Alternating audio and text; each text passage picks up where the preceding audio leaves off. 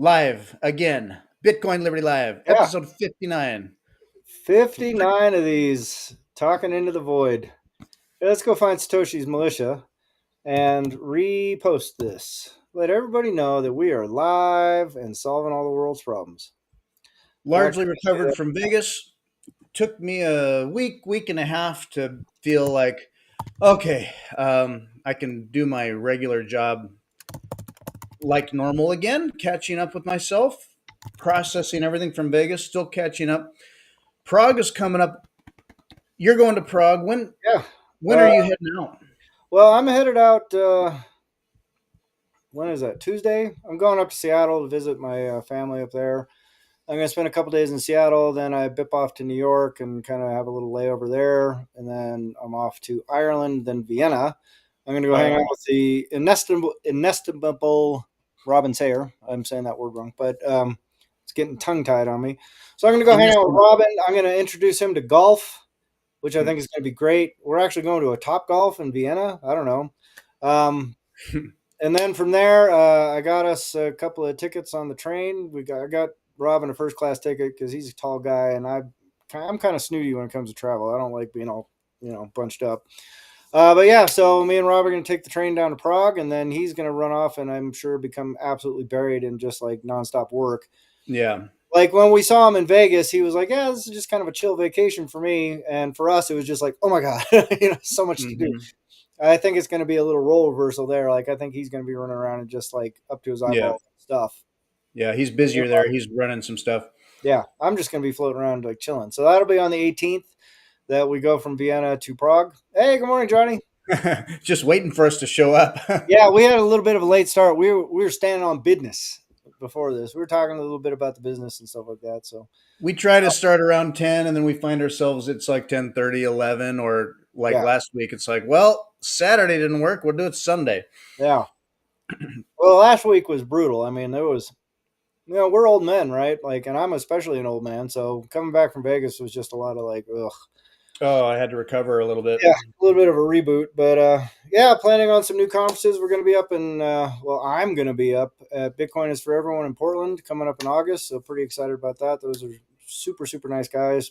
Little Portland, Oregon. Yeah, It's last year it was like small, but you had some big names there. Jeff Booth was there and just it was like he was checking into the hotel and it was just like, is that really Jeff Booth? yeah, Like that's crazy, man. Awesome. this is weird. Yeah. Yeah, anyway, just super cool.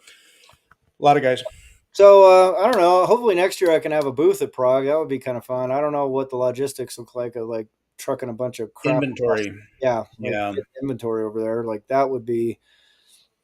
I don't know. I mean, maybe by then the MicroSeed will be such a huge success that it won't matter to me. I'll hire porters. I'll have the little people carry the things for me. But in the Tell the meantime, Seador guys, hey, will you accept a shipment for me from China? yeah, And then I'll pick it up. yeah, I'll pick it up in Germany, guys. Thank you.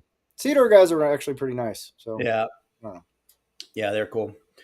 Uh, So what's going yeah, on so this week, man? I see the little debate is still raging about spam, and somebody was posting something mhm. about like Core made some statement or something. I don't know what um, what was I this?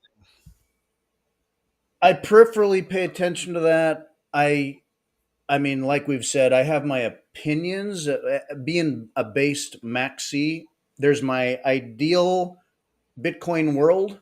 Right. Then again, I'm not one of the I'm not a bigger miner needing to maintain a business, and I want the Bitcoin network secured. Now that entails decentralization. It also entails fiscal management if you're a miner.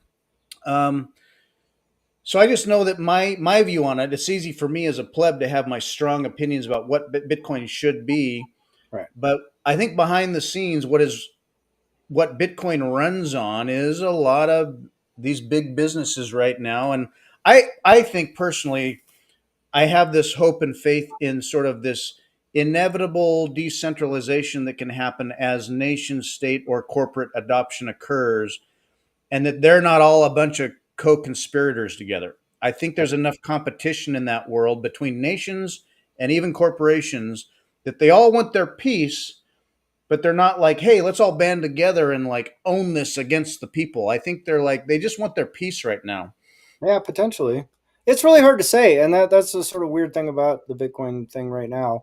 And while people are fussing about like spam and this and that and the other thing, which I think is just it's largely a conversation that's chock full of noise and not much substance. Um, it's I actually think it's beneficial to the movement in general just because it gets more people thinking about what nodes are actually doing and what miners are actually doing and what is an economically important node versus just like your commercial consumer node sitting in your bedroom, and what actual powers those things convey to the users and things like that.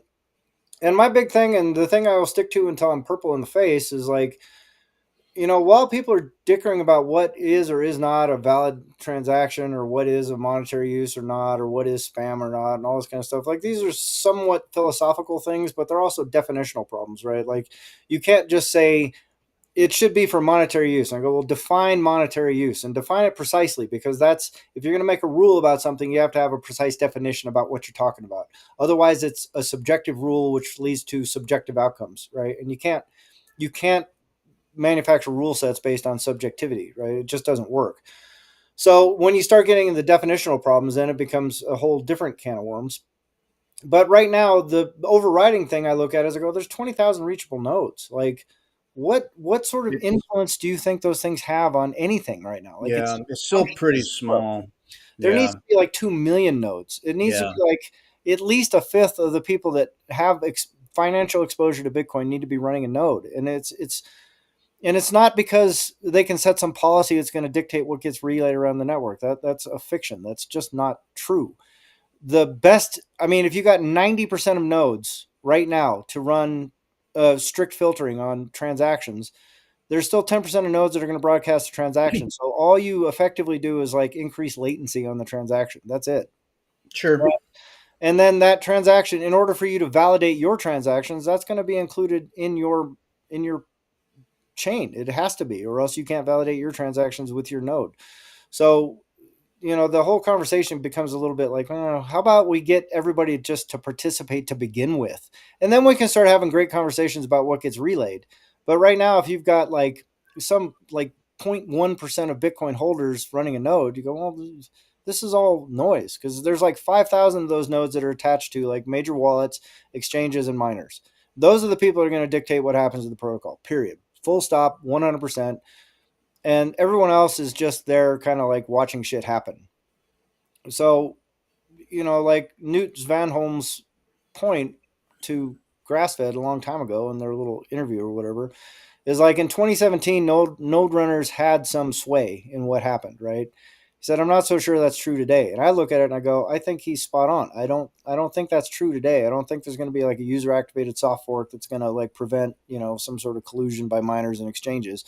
I think it's just going to get rolled over because everybody, by and large, like 99% of Bitcoiners are just focused on NGU and just going, oh yeah, number go up and freedom money. And it's like, well, but there's externalities to that need to be maintained for freedom money and NGU to work, and that the easiest, simplest, smartest thing you can do as a Bitcoiner is just fire up a node, at least have a vote. If you have 2 million nodes and then core turns out to be genuinely corrupt, which I don't believe, and then they genuinely decide to collude with miners and BlackRock and all the exchanges to make some sort of change to the protocol that nobody likes, 20,000 nodes, if 5,000 of those nodes are on board, that change is going through, because they're going to be the ones that dictate what Bitcoin is, quote unquote, to the plebs, the people that are holding it, and whatever number it gets attached to it financially.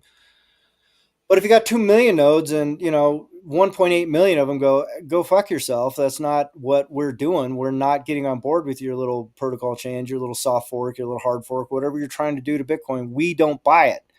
Then all of a sudden, those 5,000 financially important nodes don't matter as much, because they go, well, our Bitcoin is the real Bitcoin. I mean, no one else accepts it, but this is what we're saying Bitcoin is. That fails. You see what I'm saying? Yeah. And they will fail in the face of that economic pressure, I think. I mean, just from a Well, standpoint. and a lot of the vocal players that people are calling core devs, um, Peter Todd, Jameson Lopp, Shinobi, they're not contributing to to code much at all. They might drop proposals and be part of the chat, but the code itself is not getting wrangled around that much. The changes are very tiny, and but then they'll be very vocal. What did trigger me? I mean, we saw Peter Todd at Vegas, and I just am like, I just provide him respect as a developer who's been involved in Bitcoin and has had ideas. Disagree with him as I may. Um, it did trigger me shortly after the Vegas conference that he tweeted something, maybe just to troll a little. I don't know, but I think he's a little bit of a troll, but um, just that the Bitcoin blockchain is just like any other blockchain, nothing special. And I was just like, it is important. Or Yep. maybe he's meaning it within a certain sort of like meta context. It's just code.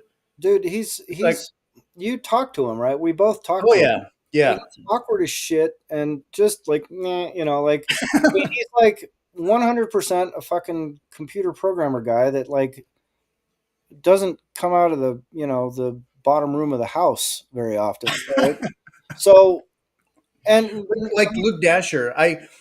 I love Luke Dasher. I'm not Catholic. I don't believe with his orthodoxy, but I love his based approach. At least it's another voice in the room. But as a person in person, talk about awkward. yeah, well, all these guys like that's the sort of weird thing is like I take for granted that I have like a certain social means about me where I can like facilitate and lubricate social interactions and make them comfortable and easy for everyone to engage. And then when I meet the folks that just don't have that tool in the toolbox, you go, "Oh yeah, you guys are just awkward as shit." Like of course you don't know how to talk to each other because you guys don't know how to talk to fucking anybody. Like you're just all a bunch of like fucking computer goons, right? And so they have their brilliance, right? And they have their brains and they have their strong opinions, but like people that lack exposure to the broader world, I think suffer from a lot of like narrow sightedness, and I think that's becoming very, very self evident in all of these discussions about people that are just like they're arguing about these principle things and they're arguing about these ideological things and they're arguing about these like highly nuanced things, and they're violently supporting their ideas, or at least vociferously supporting their ideas at the exclusion of like the entire broader ecosystem and the broader conversation, right? So it's like it's nerd wars, and you just go, oh yeah, that's right. Like these are the same people that will argue about whether or not Superman's powers are innate power or they're granted because of his interaction with the sun or shit like that, right? And they will spend days just talking about how can you say that and get super animated about some fucking thing in a comic book, and you go, well, that's what you're watching right now in the in these little debates about protocol stuff. So I don't know, man. I mean, like, I appreciate them for their genius in coding and thinking through problems and stuff like that. And I also kind of am a little leery of every side in this thing where I'm just like, you guys aren't thinking like people that are socially lubricated well. You guys Yeah, need and lithium grease in the social interaction department. My 2 cents. yeah, well, and imagine getting into Bitcoin fairly early, contributing to Bitcoin. You enter this space, all you saw was some. Now you hodled through hard times too, but we're talking double, triple digits. Um, and then as it went into more, but there was an interesting post by Eric B. Hodlin that I had reposted that made me think about the mindset. He called it a bit life crisis, where you get in early, you're contributing, and then you enter this like space that's its own little kind of a weird bubble in a way where you felt all that crazy early Bitcoin experience, and then uh, relatively the price kind of flattens for a while. Excuse me, or um, it's not the same. The landscape has shifted. It's ossified a bit or become established a bit, but you start thinking, how do I stack harder? I'm kind of like, I've peaked. I've got what I got. I'm not, accumulating thousands of Bitcoin anymore. I mean, maybe you're getting sats here and there. Right. And so he says old vices return. shitcoining to juice stack gains, but this time not in shitcoins, but as a Bitcoiner monetizing influence rather than directly buying fart coins. And then rationalization around that ensues, and then old based friends you made then become retards, and new people who enter and become Bitcoiners and become maxis are approaching it from kind of like from the outside fresh and have based principles. And some of the old Bitcoiners have been through it all and are sort of, not to say detached, but sort of like you could say elitist about it, or just are working broader stuff about it. And so things about Jameson Lop, hugely based at some levels, and then he'll say stuff, or Peter Todd, and then say stuff about other stuff, and I'm just like a little cringe to me, or very cringe to me. I don't know. It's a weird the psychology that must occur in one of the old guard Bitcoiner brain must be something I don't completely relate to, but I can imagine. Well, Um, yeah, I mean that's an interesting post. I'm gonna have to read it, and I think it's spot on, man. Like the thing I used to try and explain to people, like when I worked in LA, was like you have to understand what it's like being like a celebrity, right? oh Because yeah, there was some comedian chick, I can't remember who she was, but she had just crossed the threshold into being like a mainstream person, right? A mainstream personality, and she said it's really weird because you cross a threshold where you can just say what you think. Like you don't have to filter yourself anymore. You don't have to be politically correct. You can just be blunt and honest. And that comes with its own trade-offs, right? But I used to do jujitsu at a place in LA, and one of the cast members from a popular TV show trained there, and it was a very popular show. This guy is a well-known person. He's a super nice guy. I mean, nothing wrong with him, but the owner's dog, which was this little shit pug thing, but it was ornery around other dogs, right?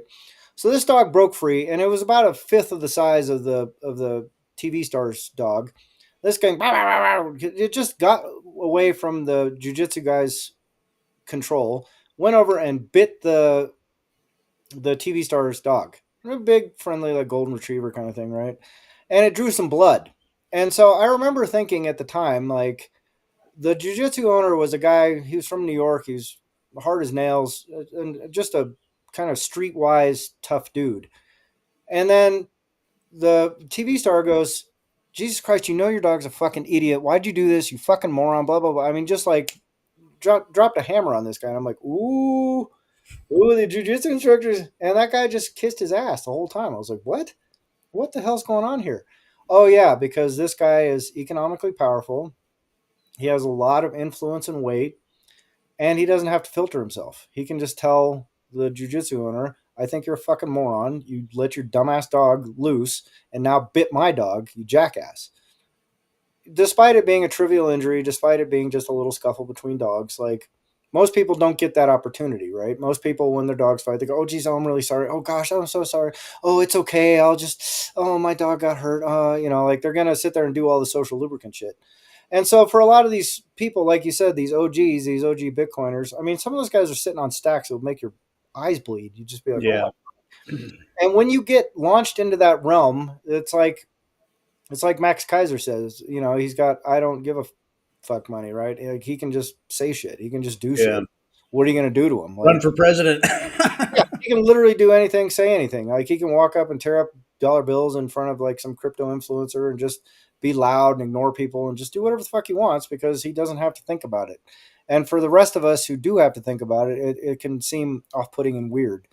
But the problem with that is it becomes very insular, right? Like Yes, that's just the word I was looking for. Insular. yeah, where you start losing track of what it's like to be one of the little people. And that's what I used to explain about the Hollywood types is they will end up in their own universe for so long with so many people never saying no to them, never correcting them, never checking their behavior, that they end up like Charlie Sheen, where he's on 60 Minutes going, Tiger Blood, I'm winning, Tiger Blood. And like he's been saying these weird phrases for so long, and people going, yeah, Tiger Blood, Charlie, yeah, woo, that he thinks he's making sense. But he hasn't realized, like, oh, I'm batshit crazy now. Like, I'm so insulated from the rest of the world that I sound like a complete lunatic but everybody around me just goes, yeah. Like, I don't know if you ever saw the interview with the director of Clerks. He said, yeah, I went to shoot a music video for Prince. And he shows up, it's like 3 o'clock in the morning in Minnesota. And Prince goes, I think I want an elephant in the shot. A Like, walk panda. away. Yeah. And they're like, and the director guy is going like, what do you mean you want an elephant? He goes, yeah, I want an elephant. Just get that down here. Just whatever. And so he's like looking at the people, like his handlers, and going, it's 3 o'clock in the morning in Minnesota. Where do you want me to get a freaking elephant, dude? And they said, well, you just have to understand Prince has been living in Prince world for a little while, and he Mhm. doesn't quite get things like, I can't just have an elephant right now. Like, that just doesn't make sense to him anymore. And it's stuff like that. Like, and there were some points the cameras ran out of film, and this guy's still doing stuff, and he's like, oh, this is great. And the handlers were just like, just don't tell him. It's okay. Yeah. And so he's just sitting there with his thumbs up, camera's empty, just like getting great stuff here. Kevin Because Smith. yeah, Uh, Kevin Smith, exactly. yeah. And I Uh, think a lot of those core devs that you were talking about are in that world right now. They're just like, they're so insulated from the realities of what Bitcoin means to people, what Bitcoin is, what people think of Bitcoin, and they react, like the comic book nerd, and they have all the comic book nerd traits, and they are completely insulated from having any consequences for anything they have to say or do or think. So it's like yeah. financially powerful and insulated. It's a And a toxic. lot, yeah, and a lot of the vocal ones may not really be contributing to Bitcoin code that much, but there's a lot of posture and prestige, and it's just like, watch me dance, and it also explains, like when we were talking through the summer about the whole 58K gang, like what is going on with the price? All the bullish news, and even now, it's like, uh, how is it not $1 million? Or Samson Mao was like, how is it not 200 right now, 200,000? And I think it keeps coming back to me that a lot of these original guys that had thousands and thousands of Bitcoin, like we talked about last time, I think they can easily shave off and sell and sell. They're not stacking anymore. Or there was a question like, how much how much Bitcoin do these core devs or others actually hold? Yeah, Or there was a I can't remember the interview, but there was a talk about core devs that like aren't running nodes, aren't testing it out. They just have opinions and ideas about it, but like, are they really running this stuff? Are they really using it? Are they how Bitcoiner are they? And maybe not so much anymore, but they've been there for a long time, and they've kind of, not to say retired, but they do whatever the hell they want. right. So Spot on, dude. I mean, it's like, easy to say stuff, but like, right. what are you doing? Well, I mean, if you personally, right now, we're sitting on a stack of like 9,000 Bitcoin, and you're just kind of like, well, what do I want to do today? Like, I mean, the world is your oyster. You do not have any concerns at all in the world about anything. People going, oh, well, there's too much spam on the blockchain. I don't give a shit. I got 9,000 Bitcoin. What do I care? Right? Like, I can cash Yeah, this out, nuke your entire market for a couple of weeks, and I'll be doing great. Like, I'll just buy 3 more jets and chateau in Switzerland, and I'll just do whatever the hell I want because I'm made of literal cheese right now. So yeah, but when people talk about price stuff, I'm still sort of surprised. Like, even there's some digital asset news guy. He's like a crypto dude, but he's got kind of a popular little show, and I interact with his account once in a while because he's kind of like oriented towards Bitcoin, but he still shitcoins a lot. So whatever. But he was saying like, but I've seen this comment repeatedly, like over and over and over. How is it all these entities are buying all this Bitcoin and the price is stuck at 58K, 60K, 100K, 105K? Like, why are we just stuck here? And I go, well, because like 75% of the accessible float is held by like 10,000 things. Like 10,000 entities hold 3/4 of the Bitcoin. We go, well, so if a pleb makes I'd be like, oh, I'm going to stack zero point zero 0.05 Bitcoin this week. Yay. I'm going to, and if enough plebs stack zero point zero 0.05 Bitcoin, the price is going to go up. And I go, that's not who's moving the market, dude. Like, all it takes is one Saudi prince who's sitting on 10,000 Bitcoin to go, well, those MicroStrategy guys called and they want to pay me like a 2% premium to sell like 1,000 of my Bitcoin. And I was thinking about getting some new supercars because like the latest supercar in in the United Arab Emirates is, fill in the blank thing. Well, I want to get one of those, except with a number one license plate, and I want it made of solid gold. So I'm just going to strip off some of the Bitcoin to do that. And since MicroStrategy wants it anyway, why not? Who cares, right? Yeah. And so you go, well, what just moved the market? Like, well, there was a buyer and then there was a seller, and they did it over the counter, and that was it. Like there wasn't any market making, there was no struggle, there was no like the OTC desk wasn't like, oh, I don't know where to get this Bitcoin. They just called the Saudi Prince, and Saudi Prince was like, oh hell yeah, because I was thinking about getting a new Gulfstream for my girlfriend, and I want to get the gold plated whatever Bugatti thing with diamond plated headlights, so I can show off to my friends in United Arab Emirates this week. And oh, by the way, I was gonna send my entire family to a mansion I bought them in India just so they can spend a month there. So yeah, I'm gonna sell some Bitcoin to MicroStrategy. I don't care. And like, what happens to the price? Nothing. On the paper, though, people go, "Oh my God, MicroStrategy just acquired 1,000 Bitcoin. How come the price didn't move?" Because some Saudi prince just sold it to them, didn't give a shit. Like that. That's why. Period. Yeah. I think a lot of the big whales, largely, they really have weak hands. And I saw a graph. I did repost it. It's like basically the question of like, who are the idiots selling when institutions and sovereigns are all race buying billions of BTC and the price, just flattens. And there was a graph that I don't know if I can.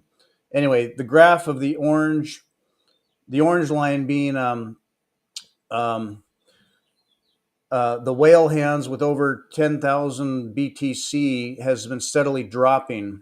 Right. Um, the the big whales with more than 10,000 in BTC have been selling since 2017. Mm-hmm. As basically it's a shift in ownership from private individuals with huge amounts as they To sell corporations. and can Yeah. afford to sell and may always have a little. It's shifting into the institutions and the corporation and nation states and all that. So it's a shift. It's just a shift. It Right. suppresses the price, but people are like, "What is there? Paper Bitcoin? Is all this fake? Is it co-opted?" No, it's just there was a lot of Bitcoin out there, and it's Yeah. shifting into hard hands. Yeah. Well, it's like if you think like if you just take as true like 3 million Bitcoin is gone, missing, lost, right? So that means there's like 16 million Bitcoin left, and 75% of that is in the hands of a few thousand people that control it, right? And then a huge chunk of that, 20 or 30% of that, is held by exchanges and institutions, right? So now you're left with like this little tiny sliver of people that are holding most of the Bitcoin, and and as someone pointed out, it was a great post. I loved it. I kind of reposted it. I can't remember the guy's name. I got it on Twitter somewhere, but he said, you have to understand there are a lot of OGs that hit psychological price points. They go, oh, 50 grand? Holy shit. Well, I bought this for $5. So Yeah, 50 grand is a pretty good round number. I think I'm going to dump some of my bags finally. And 100,000 is one of those big round numbers where a lot of whales are just like, holy shit, dude. I bought Bitcoin for $8 a coin and I put my entire life savings into it. So I've got like a lot of this shit and now it's 100,000 a coin. That's amazing. Oh my God, I'm going to sell some Bitcoin. But those things dry up because like some of the new, like all the institutions that are buying are not trading Bitcoin. They're not just like, oh, let's dip in and out and see if we can time the markets. They're just like, nope, we're just gonna put this on the balance sheet and it sits there just like every other freaking asset we own. And that was kind of the guy's point in the post is like, and I think Swan posted another really great thing about that the other day as well.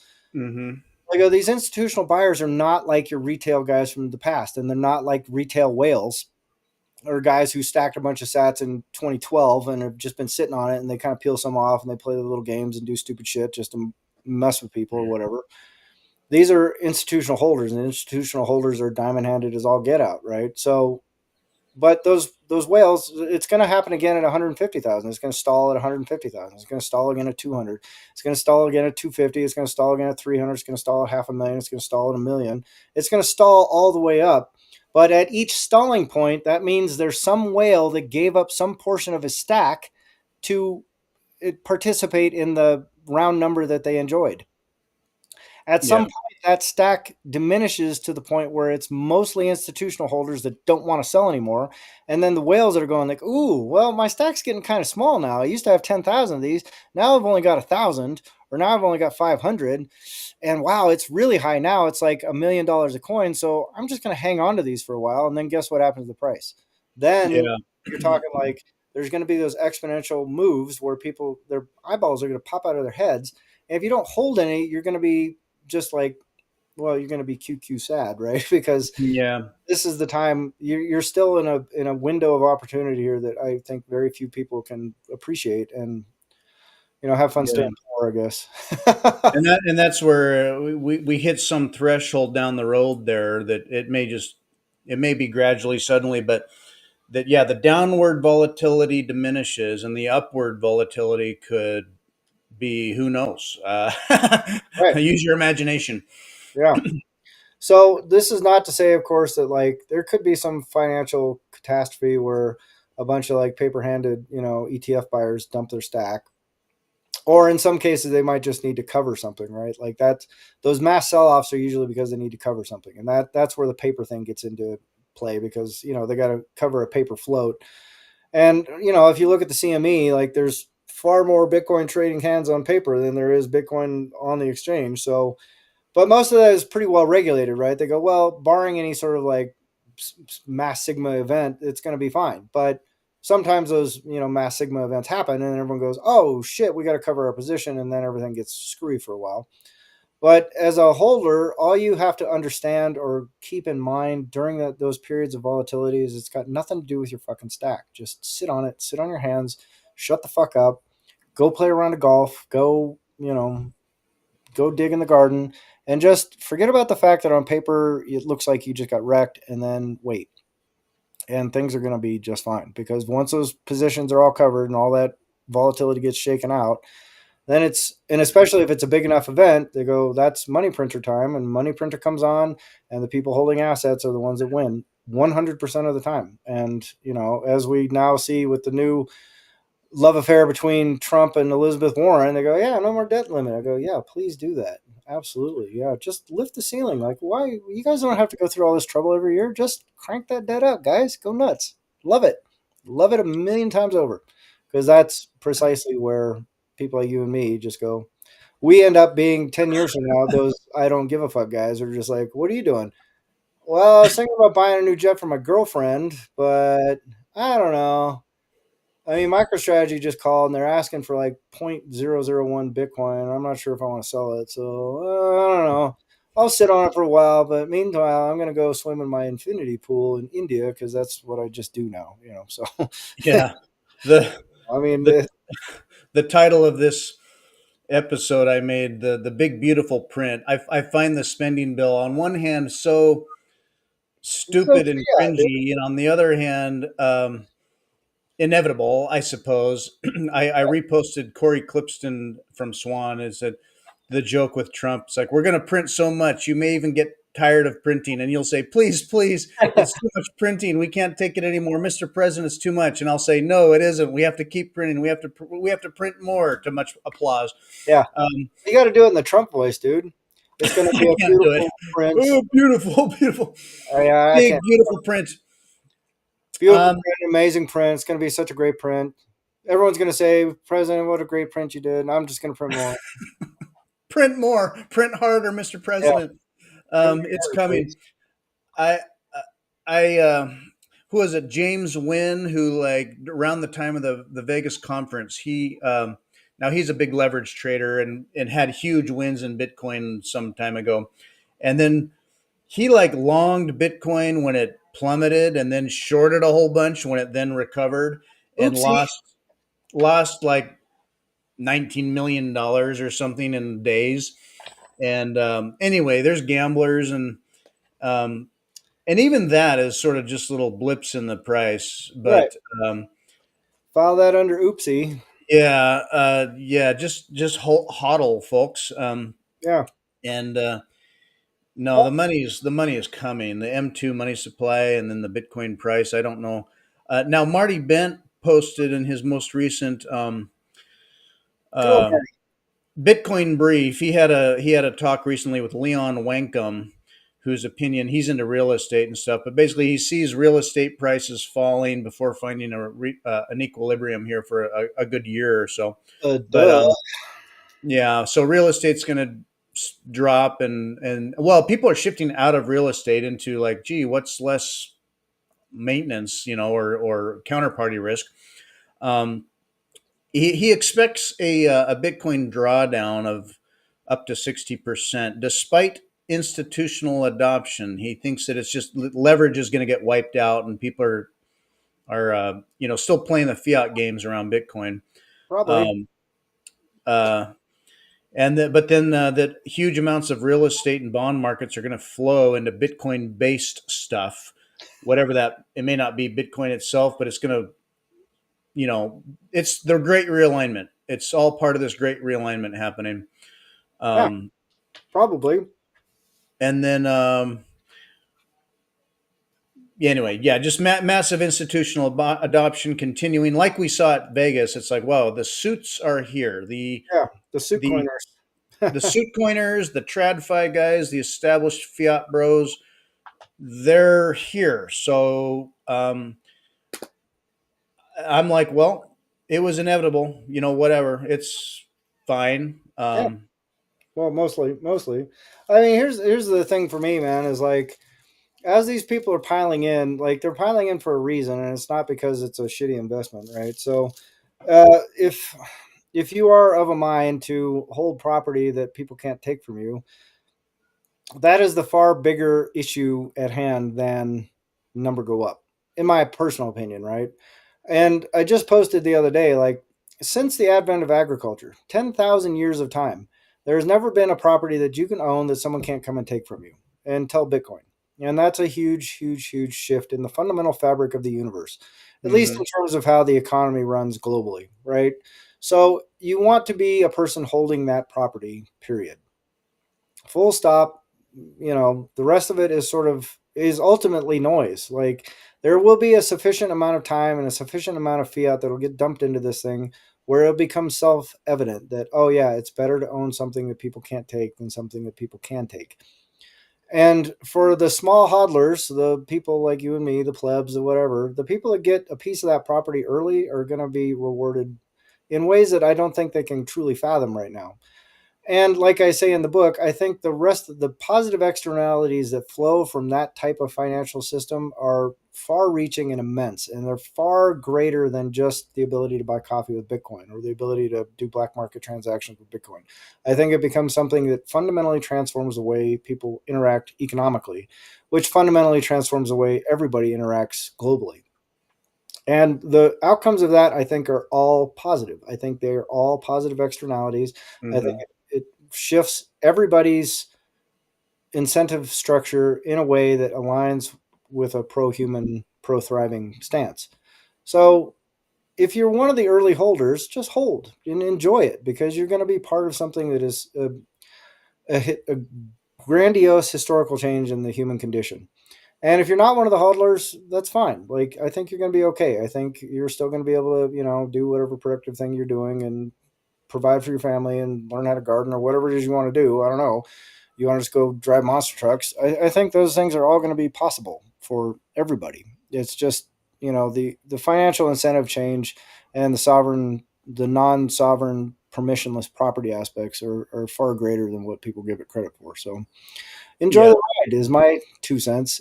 I genuinely believe there's going to be a bright orange, wonderful, beautiful future in the not too distant future. I think we have potentially already crossed the fourth turning. I think we're in the first turning, the new turning, and I think that new turning is going to be on a Bitcoin is going to be based on a rule change that is rooted in Bitcoin, 100%. So that's my Yeah. hopeful message. Yeah. And even as the news can easily focus around, you know, um, a bad economy or melt ups or meltdowns. The hard part may have shifted, and even as like real estate goes down and other things are weird and there's a shift and people don't know how to make the shift or don't even see the shift or understand the shift, it's like things from here can just be getting better and better and better, even as people aren't recognizing what that is, because what they're feeling is change, and change is stress, Right, or bad times. And like, no, actually, things are getting better, and governments and corporations are forced to reconcile with the upward golden age. Catch the train or miss it, but nothing stops it. right, Um, yeah, 100%. You're so thinking of you're heading to Prague and the conference there. There was some recent news, um, political scandal in the Czech Republic. I'm just reading what I read about a Bitcoin donation that was like 468 Bitcoins worth about at the time here 45 million. Yeah, that's Um, like they're the Czech Ross Ulbricht, basically. Like he was like some darknet market guy that made a bunch of money, and then he like bribed some politician and like got out of the yeah. Czech Ministry of Justice accepted from a convicted drug trafficker, Thomas Jerkovsky, led to the resignation of Justice Minister Pavel Blazek on May 30th. Um, just kind of interesting. Yeah. So, Well, this is what the justice minister did. He went, "How many Bitcoin? yeah. Yakui." That is Czech for thank you. Yakui. That's all that came out of there. Yakui. You can go free now. I don't know how to say that in Czech. Dobrý You're den. fired. Promiňte, Okay. prosím. I'll Yeah. resign. Well, darn it. Yeah. Five, 468 Bitcoins later. Toodles. Bye. Yeah. Well, and so Any enterprise influence. Let's just put it that way. And Czech that's Republic as it is here. that kind of, if you call it corruption or whatever it is, that is some people's grappling with the great realignment. Where some people are gonna do do do criminal things, do insider things, leverage what they have, and cash out, or whatever. But that's it's like we've invented fire has been invented. We've invented fire, and we're now everyone's grappling with the fact that, like, my God, there's a fire burning. You can hold fire, you can move fire, you can cook your food, and everybody's just going, holy shit. And so some people are grabbing a coal and throwing it in the woods and burning themselves up. But Maybe. we have fire. Yeah, it's I don't think people can fully appreciate what this does, because all of those shenanigans, all those fiat games, they become less relevant and less profitable the more Bitcoin permeates throughout the global economy. And so, if you take that as true, which is it's still it's a hypothesis, right? It's not a fact, but my hypothesis says as that rule change permeates through the system, then playing the shenanigans doesn't make as much sense. Just like if there's no benefit to cheating, why would you cheat? Right? You just do the thing that's easier to do. And people are lazy by, they look for the least resistance to every path that they are attempting to achieve. 9 times out of 10. They are not going to go through endless suffering and extra work just to get the same outcome. So if the same outcome is incentivized by Bitcoin, let's say, where the outcome you desire is wealth, riches, whatever it is, the quickest way to get there is to stack Bitcoin rather than cheating or trying to run some fiat hustle or trying to do some government scam or trying to do some corrupt thing or trying to whatever. You go, well, just stack Bitcoin. It makes more sense, right? Yeah. And as that permeates through every company, every corporation, every household, every government, everywhere on earth, they go, well, it's just easier to put this here than instead of doing all this other nonsense. Then all the nonsense just gradually starts dropping off. Like you just see less and less and less of it. And the less nonsense there is, the more efficiency there is. The more efficiency there is, the more abundance there is. The more abundance there is, the easier it is for everyone else to continue doing the easy thing, which is to just save. And when you change everything and when you change all the rules in a thing that orients all activity towards the same outcome, which is like, well, we should save a little bit, we shouldn't spend more than we make, we should be productive, we should try and make the world a better place, because it's easier that way. It's easier to do that than it is to do all this shenanigans. Then you go, well, what happens to the world? Well, it becomes this amazing place. It becomes a really wonderful place to be a human being. It becomes a place where everyone is thriving. It becomes a place where like the entire world looks like the United Arab Emirates, where everyone is just like, you go to the bus stop and it's air conditioned. You go, well, why is it air conditioned? Because of the shit they're doing there. But when the whole world is doing that kind of shit, then you can be in Nigeria and going like, well, 5 years ago, like this street was mud and we had a bunch of corrugated sheds, but now everyone's got plaster walls and we got a paved street, and that's pretty good. That's better. Why did that happen? I don't know. I mean, just the government started doing stuff better, and these companies started investing in the. I don't know. I don't know. I'm not complaining. Some Yeah. politician will take credit for it. Some corporate CEO will take credit for it.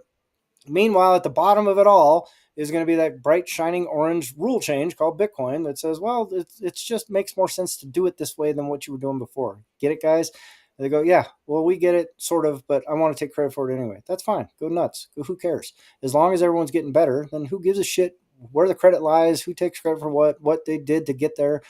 Everybody's getting better, and that's the future. I 1,000% see. I can't stress it enough. I am so bullish on the future right now because of Bitcoin. I just kind of sit back and go, yeah, politics, whatever, blah blah blah blah. Elon Musk and Trump are fighting, blah blah blah blah blah. Hey, how you doing, Steven? Good evening. Yeah. So that's Welcome. kind of where I'm at with this whole thing. Like, and that if you want to read my book, and kind of The see Great where I'm Realignment. coming from, I'll show you right Um, now. I'll give you the link. I'll put it in chat. Maybe Fritz can repost it. It's free to read. I did not write this book to sell books. I wrote this book to help people understand my vision for the future, which I think is very, very bullish. And I can't seem to figure out how to get to my own profile. Oh, there it is down there.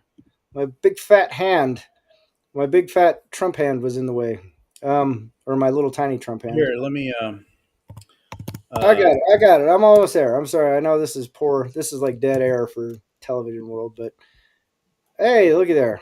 There's that. Here you can read it on Noster. Maybe Fritz can put that through there. You don't have to buy the book. I mean, if you want to get it, it's like $12, whatever. But if you want to just check it out and see what it's all about, it outlines my thesis in great detail about why I am so positive on the future and why I think um, things it goes so far beyond what Safadin's Bitcoin standard kind of idea and like this treasury reserve and blah blah blah. I think I think the change is far more profound than that. And I can tell you as a person who's been a lifelong pessimist and a lifelong prepper and a lifelong like waiting for the collapse and the zombie apocalypse to change tack and go, man, I actually think it's going to be good. I think things are going to get better from here. And people, I think people will take you as unserious when you say that kind of thing, and yet that's the natural course of humanity. And there's an entire business around making people afraid. There's an entire business around making sure that you're terrified and worried about and paying attention to politics and paying attention to this and that and talking about macro this and that and the other thing. And I go, man, there's the game has changed. It's just no one's realized it yet. And when they do, it makes it a lot easier to just go, no, I think things are going to get better, guys. Like I know it's a yeah. little rough. I know it looks a little scary right now, but the world has always looked a little rough and a little scary. I just think it's going to look a lot nicer in 5 years, and I think it's going to look amazing in 10 years, and I think 20 years from now, your kids and your grandkids are going to be going, man, what a like they won't even be thinking about things like starving and being poor and all that kind of stuff. That's I'll shut up. But Yeah. I encourage anybody who's watching, go check it out. The book's free. You don't have to give me anything for it. Like I said, I didn't write it for that. If you really want to help support Bitcoin and help people, take self custody, go buy a MicroSeed. Those things are awesome. Spread the Yep. word. They're great. We took them to Vegas. People really loved them. We're going to be announcing a sale here pretty quick, and we got a version 2 coming that's going to bring those prices down even more. So, Yeah. If I had, yeah, your thanks, your Ian. your book expanded and stretched my thinking about a lot of the big picture stuff. And if I hadn't have met you, or I hadn't have read the book, or we hadn't have talked about it, I would be much more of inherently a doomer about it all. Where I'd be Bitcoin broke open it was the escape hatch from all of my doom and gloom about it. I might have been more of a Peter Schiff type of a, everything's fucked, it'll never get better, just hold your gold, everybody, write it out, and then it just never really goes anywhere. Right. um, Bitcoin fixed all that on one level, fixed all that for me. And yet, even as it is now, we had like talking with Michael from the Bitcoin Way over dinner that one evening. Yeah. um, I would be more kind of entrenched in, some of his thinking about like we're, we're on the end of the third turning into the fourth turning, and it's just that things are just going to get bad. Things are going to get worse. Yeah. Not to speak for him. That's not that he's saying things are just going to be bad, but a lot of Bitcoiners out there are just looking at the room and saying like, "Yep, everything gets harder or gets more socialist before things get hard and we become more capitalist, whatever." Right. Um, I get it, and quietly in the background, behind the scenes, in so many ways, things are getting better. The inoculation has already happened, and so even as we're still sick, the human body is sick. The organs are starting to repair now, and Yeah. you can't uninject that Right. vaccine. So Yeah. it's done. Yeah. It's happening. I agree with you 100%, man. I mean, and that's, when people talk about these turnings, I go, well, if you trace out the math, you could say, well, the end of the fourth turning is supposed to be in 2028. And I go, well, that depends on your starting point, right? And if you set your starting point at like, well, like coming off the gold standard was a pretty big thing, right? Like a huge thing. And you go, yeah, that was a big turning point. You could say that was maybe the end of the third turning or whatever, or you could say it was 1980, or wherever you put it. But you could also say, well, hey, that means that the end of the fourth turning was in 2020 or in 2010 with the great financial crisis, and the invention of Bitcoin also sort of happens to coincide with that. So maybe we are getting Mhm. now into the age of abundance. Maybe we're in the first turning already, and if you want to look at the end of an age where you go, what if you would have just gone back to 1990 and go, what is the most draconian, crazy outcome you could imagine in the history of the world? Like something is unprecedented, and all signs point to collapse. You go, well, what if a group of oligarchs all got together and shut down the entire global economy for like 2 months just cause, and then they decided to print their way out of it, and they force fed people injections they didn't want, and all sorts of crazy stuff happened.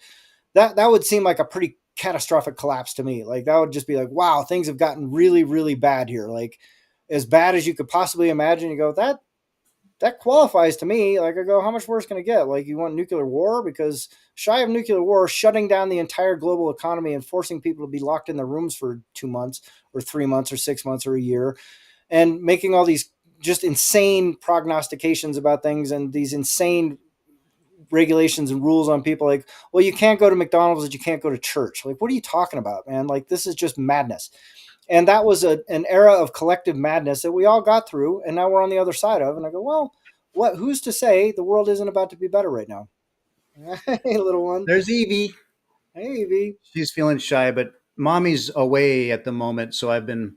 Hey, awesome. She's been playing upstairs while while I'm yakking here, so I may get interrupted. But yeah, no, absolutely. Everything is just getting better. So just imagine that worst case world where um, That we there just is no bit, there is no Bitcoin to say. There was no Bitcoin, and what we're faced with now is a CBDC or incremental CBDC stuff happening. And what are you going to do? Hold gold, try to transact in gold, opt out how? Become yeah, that sovereign individual, but through guns and ammo and out in the woods? right, Um, yeah, I mean, some people do that. And then what are your kids going to do? right. So you can, Well, yeah, you can opt out in ways, but Bitcoin systemically in the trad system is it's done. It's yeah. in. Well, that's such a great Effectively. point, Fritz. I mean, if you are ever, sort of bearish on the future, I go, just imagine everything that just happened over the last 20 years, from the great financial crisis through the COVID lockdowns and all that nonsense and craziness. Just imagine that without Bitcoin. Like, what does the world look like without Bitcoin right now? You Yeah. go, God, what an ugly, horrible place that would be. Like, and now you've got these institutions that are getting orange pilled, and you got these big players that are getting orange pilled, and you got the whole world, the whole financial world, the people that make this world the way it is, with all the wars and all the fiat shenanigans and all that. These are the architects of that world, are now going a different direction. They're going like, well, we're going to go invest in savings technology. And you go, Hmm. what? That's such a huge fundamental change. But you think about all the people that took all the stimmy checks and poured it into Bitcoin. And you think about all those OG holders that went from like buying $10 Bitcoin to having $70,000 Bitcoin and going, man, this is huge. That fundamentally changed their lives for the better. Every single one Hmm. of them. All the people that bought in, 2020 and then sold at 2021 fundamentally changed their lives for the better. And the people that held through it and then are coming back out of it, it's fundamentally changing their lives for the better. And this is going to happen to the institution. It's going to happen everywhere Yep. because it is inevitable with that technology in place. But absent that, if you didn't have Bitcoin, if you didn't have an alternative, if you didn't have some way to opt out of this, what you said is spot on, man. We would come out of COVID lockdown land directly into CBDC land with no way out of it. There's nothing. What are you going to do? Like, go barter your shoes? I mean, it would be insane. But right now, there's just like this wide open gateway that goes, no, you don't have to do any of that crap. And all the people that would have gained power from having a CBDC will gain far more power just by holding Bitcoin. Like, it's a no brainer for anybody that's interested in power, control, all that kind of stuff. They're all going to want to pile into Bitcoin. For people that don't want anything to do with that and just want to improve their lives and just want to save for the future, they're going to pile into Bitcoin. For the governments that are just trying to make things smooth out and work and make sure that people get their services and whatever, they're going to pile into Bitcoin because it's the only thing that makes sense. So Yeah. at the risk of just repeating myself and being like a lunatic about it all, I go, man, the world is on a great path right now. It's just hard to see because there's still a huge market and a huge, marketplace for selling fear and making people afraid and keeping people at each other's throats. But it gets better from here, 1,000%. Yeah. Yeah. Fear still sells. People are going to be susceptible to it. The mainstream is going to try to keep their grip with that. They don't have much left to go on. And eventually they give it up and they're just like, wow, there's some good news today now. Yeah, And I'm so hopeful. I mean, not just to say hopeful. I I know that things are getting better as we're launching into just a better age, and it's change. Change is hard, but yeah. it's a necessary and important change for all of humanity, and we're just on the cusp of it, which is Right. incredible. Well, I mean, my model is always the 90s, right? Like, if for those of you who grew up in the 90s or were kind of coming of age in the 90s or whatever it is, like, that was a great time, man. Like, things were just getting better for everybody. I remember because I moved to Los Angeles right after the riots, and that place was a burned out hellhole. I mean, like, I would see the tourists walking around, and there's like literally burned out buildings and homeless people everywhere, and it just sucked. And they had just, by the way, had martial law in that city not 2 months prior to me moving there. Like, they had tanks rolling down Sunset Boulevard. Like, that's a huge, like, wow, things have gotten really bad here. The whole city burned down, and they had tanks and they had military checkpoints on the streets and stuff like that. And it was about 2 years later, I was looking around going, man, everything's just getting way better here in LA. Like, there's these new shopping malls opening up, and there's new houses being built, and there's like, I don't see as many homeless people, and yada, yada, yada, yada, yada. It all got better, but it was all driven by debt, right? So you go, well, I know that the world can get better if the financial thing is working in your favor. And in that case, they were just running up debt. Everybody, the world over, was just racking up debt. And so, of course, things get better in the short term. Just like if you've racked up your credit cards and go, well, I'm going to go get a new TV, I'm going to go get a new car, and I'm going to put it all on debt. You go, yeah, your life got better real fast, real quick on a terrible standard that's not sustainable. But now, if you have something like Bitcoin where you go, okay, well, I can just save a little bit and then I can do all those improvements I did on debt and credit, except this time I'm doing it on savings. And then guess what happens? Your life gets better materially across the board with every new improvement because you saved and you don't have the debt problem at the end of it. So you go, well, what happens to the world when everybody's doing that? You go, it's just like the 90s all over again without the debt trap. So you Yeah. go, that's an awesome world. And I was describing to my mom, who one of her criticisms or concerns, if you will, is like, well, think of all the poor or less than middle class people that can't get in on Bitcoin or can't have their Bitcoin. And it's like, no, they can. Uh, the the barrier to entry is so relatively low. And if you're thinking like, well, you want in the fiat world, you want to invest, you want to grow your family treasury or your future, you don't have to feel like, oh, I got to buy that extra house, or I got to buy some land, or I got to buy stocks and bonds, or I don't have a 401k. You don't need any of that. Right. You if your savings is sort of like what would they do? They if they save a little, it sits in a bank account and melts. Right. And instead of having a melting savings in a checking or savings account, you you stack and hold Bitcoin, and as the dollar melts, you simply hold your little stack, Yeah. and you're fine. Right. You actually you know when Grandpa retires and all he did was just save, Yeah. and then That's great. it's Yeah. like, wow, Grandpa saved money, and that meant something back in the day, and now like grandpas nowadays they retire or die, and it's like, well, he saved his whole life and he's got Nothing. $100,000. Yeah, all his wealth melted. Yeah, Or but he's got $1 million, and that can't buy a house. So all right, whatever. But yeah, so the accessibility to savings is wide open to everyone now, all right. and it's just incredible.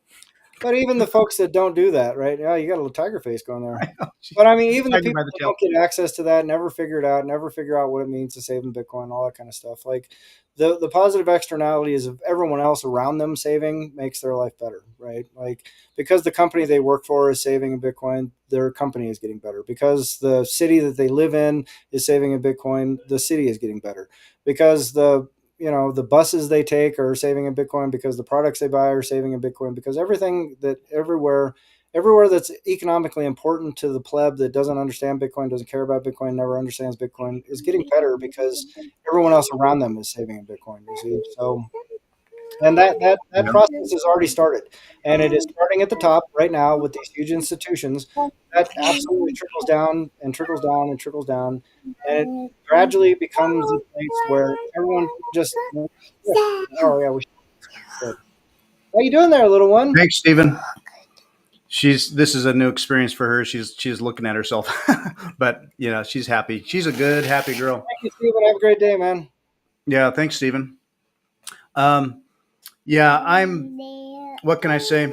I'm just more than hopeful. We stack and save, and we're going to do good, and I'm excited for the future. Um, there was another Well, let's point I take was it going on to a make. positive note. What do you think? Yeah, no, that's good. And it looks We're like going you to got go some out. We're going to babysitting duties. go. We'll touch some grass and go swimming. I think it's There you hot out. go. It's getting warm out, so we're going to go swimming. Yeah, I'm gonna go and build some more microseeds. Hi. Awesome, Evie. What's Yeah. that? Say it loud. Say what that is. Can you say it loud? Nope. I don't know if you heard her. She Thank you, said, Johnny. It's always great to see you, sir. Uh-oh. I think she just killed us.